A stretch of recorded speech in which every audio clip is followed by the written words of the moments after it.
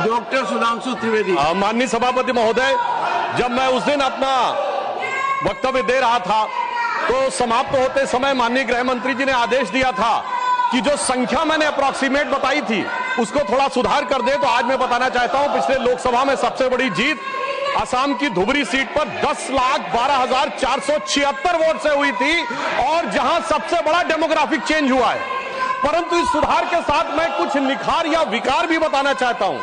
मैं बताना चाहता हूं, पिछला लोकसभा चुनाव एकमात्र चुनाव था भारत के इतिहास का जहां बांग्लादेश के अखबार में इनकी पार्टी के एक बड़े नेता ने, डेली स्टार अखबार का नाम है, जिसमें आर्टिकल लिखा जिसका नाम था मोदी हैज टू गो।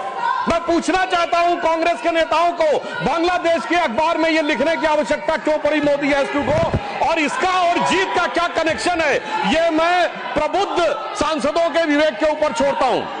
और मैं दूसरी बात कहना चाहता हूं, यह चिंता सिर्फ हमारी नहीं थी सभापति महोदय। मैं एक वाक्य कोट करना चाहता हूं और वाक्य है, the infiltration has become a disaster now. I have both the Bangladeshi and Indian voter list. This is a very serious matter. I would like to know what would be when it would be discussed in the House. Sir, आपको पता है किसने बोला था? ममता बनर्जी 4 अगस्त 2005 इसी भारत की संसद में बोला गया। अब बताइए, तब ये कहते थे और आज ये कर रहे हैं। इसे कहते हैं कि देख तेरे संसार की हालत क्या हो गई भगवान, कितना बदल गया इंसान।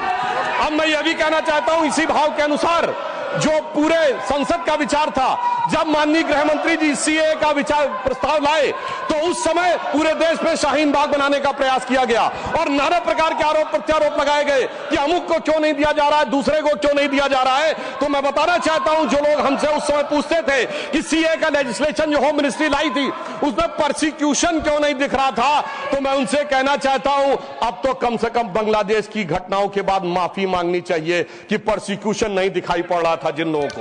उनके लिए मैं अटल जी की कविता की वो पंक्ति कोट करना चाहता हूं कि जिनके लाशों पर पग धरकर आजादी भारत में आई, वो अब तक है खाना बदोश, गम की काली आंधी छाई।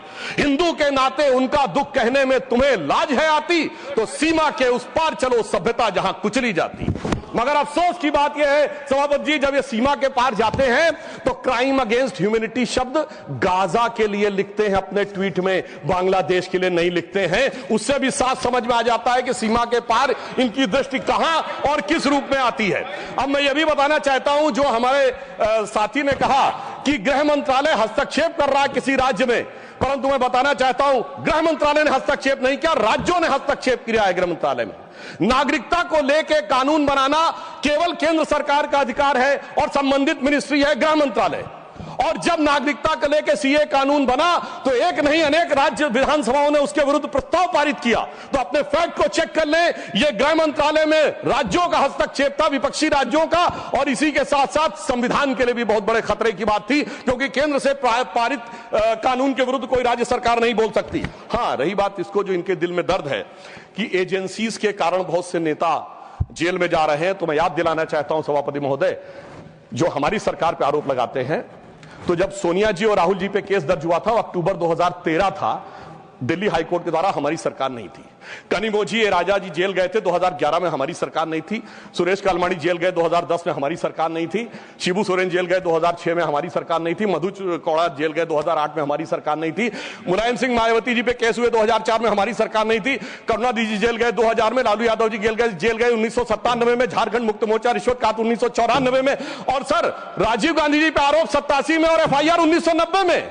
मेरे भाई, हम लोग पढ़ाई की एज से प्रौढ़ावस्था में आ गए, आप लोगों को अंदर बाहर कोर्ट कचहरी का चक्कर काटते देखते हुए, और फिर 2014 के बाद की पर्ची हमारे नाम की फाड़ रहे हैं। मुझे लगता है ये बिल्कुल तथ्यों के विपरीत है। ईमानदारी से उनको आत्मावलोकन करने का प्रयास करना चाहिए, बजाय कि आरोप लगाने के ऊपर। हाँ, एक बात मैं जरूर कहना चाहता हूं, गृह मंत्रालय ने एक बहुत बड़ा काम इस कार्यकाल में जानते क्या किया?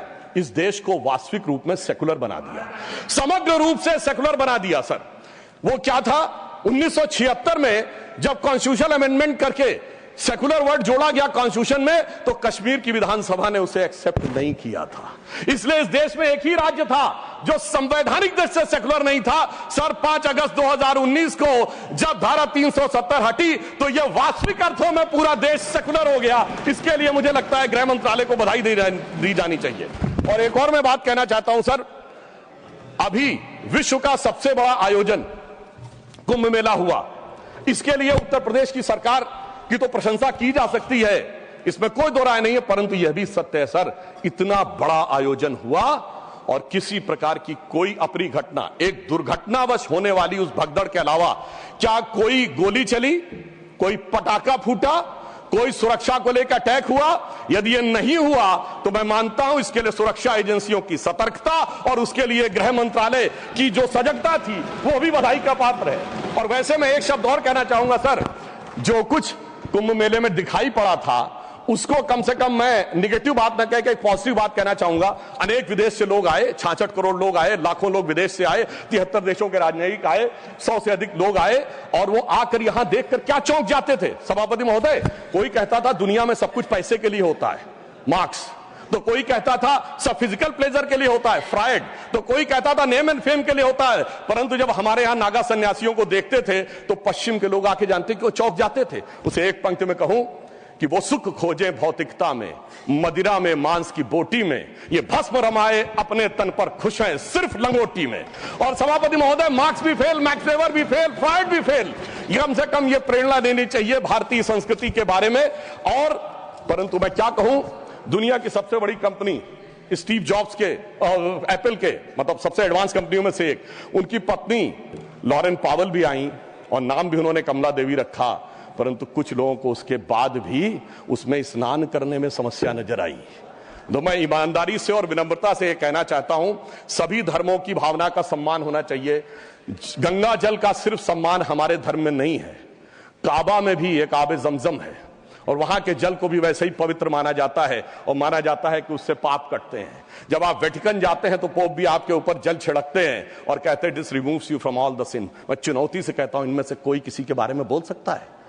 सबका सम्मान करिए परंतु सनातन का अपमान मत करिए। मैं मानता हूं कि इरेडिकेशन ऑफ सनातन धर्म आपका विचार है, परंतु उसे कम से कम अपने राजनीतिक वक्तव्यों में आप आने का प्रयास मत करिए। परंतु मैं एक बात और कहना चाहता हूं, अभी हमारे डीएमके के लोग डिलिमिटेशंस के बारे में बोल रहे थे, उनकी कंसर्न समझी जा सकती है, परंतु मैं सिर्फ एक बात कहूं सर, जनसंख्या का यदि उनको लगता है कि किसी जगह विचार बढ़ रहा है संख्या और किसी जगह नियंत्रित है, चूंकि उन्होंने नियंत्रित की है, तो सर ये सिर्फ ज्योग्राफी पर ही है कि सोसाइटी पर भी लागू होगा? अगर किसी समूह ने, धार्मिक समूह या मजहबी समूह की जनसंख्या बढ़ी है और दूसरे ने नियंत्रित किया है, सर वहां पर तो नहीं चर्चा होनी चाहिए, सिर्फ ज्योग्राफी पे होनी चाहिए, सोसाइटी पे नहीं होनी चाहिए। और मैं ईमानदारी से कहना चाहता हूं, यदि विचार जनसंख्या नियंत्रण का कानून लाने का समर्थन करिए, तो मुझे लगता है इस विषय के ऊपर ईमानदारी से काम करने का प्रयास करना चाहिए। अब मैं एक और बात कहना चाह रहा हूं सर, टैक्स कहना चाह रहा हूं कि राज्यों का समन्वय भी केंद्र सरकार के गृह मंत्रालय के अंडर में आता है, परंतु राज्यों का समन्वय का विषय दोनों तरफ से होता है। राज्यों के ऊपर भी दायित्व है समन्वय का और केंद्र के ऊपर भी दायित्व है।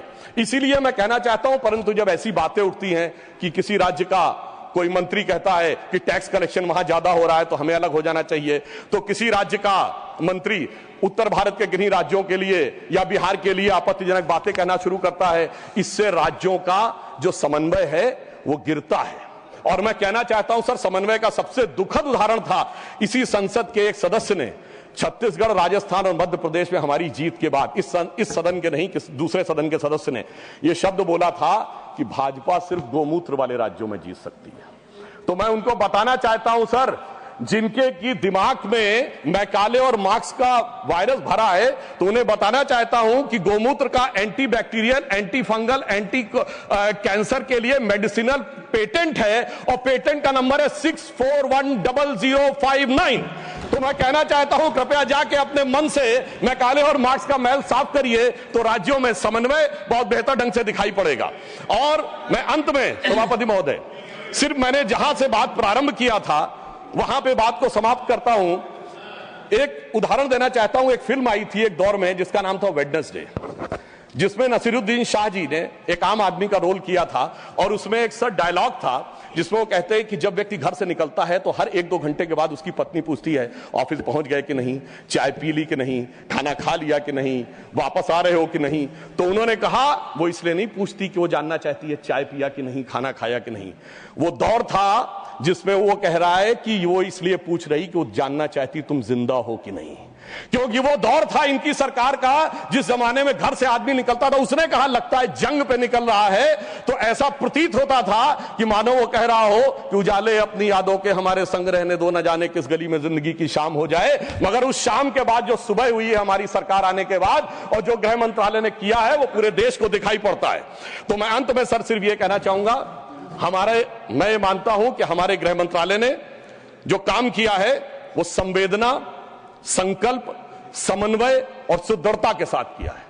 मणिपुर जैसे विषयों के लिए पूरी संवेदना से काम किया है, कश्मीर जैसे विषयों के लिए संकल्प के साथ काम किया है, राज्यों के साथ समन्वय के लिए समन्वय की भावना से काम किया है और आंतरिक सुरक्षा के लिए पूरी सुदृढ़ता के साथ काम किया है। और जब कठोर निर्णय लेने होते हैं और देश की सुरक्षा को लेकर कुछ कठोरता करनी होती तो कुछ लोगों को थोड़ा कष्ट जरूर हुआ होगा। उनके प्रति संवेदना व्यक्त करते हुए मैं कहना चाहूंगा, मगर उनको कहने का हक नहीं है जिनके जमाने में तबाही का मंजर दिखा था। तो मैं माननीय गृह मंत्री जी की तरफ से और अपनी सरकार की तरफ से, माननीय प्रधानमंत्री जी की तरफ से सिर्फ एक पंक्ति कह के बात समाप्त करना चाहूंगा कि चमन को सींचने में पत्तियां कुछ गिर रही होंगी, यही इल्जाम हम पर लग रहा है बेवफाई का, मगर कलियों को जिसने रौंद डाला अपने हाथों से वही दावा करे हैं अब चमन की रहनुमाई का। धन्यवाद।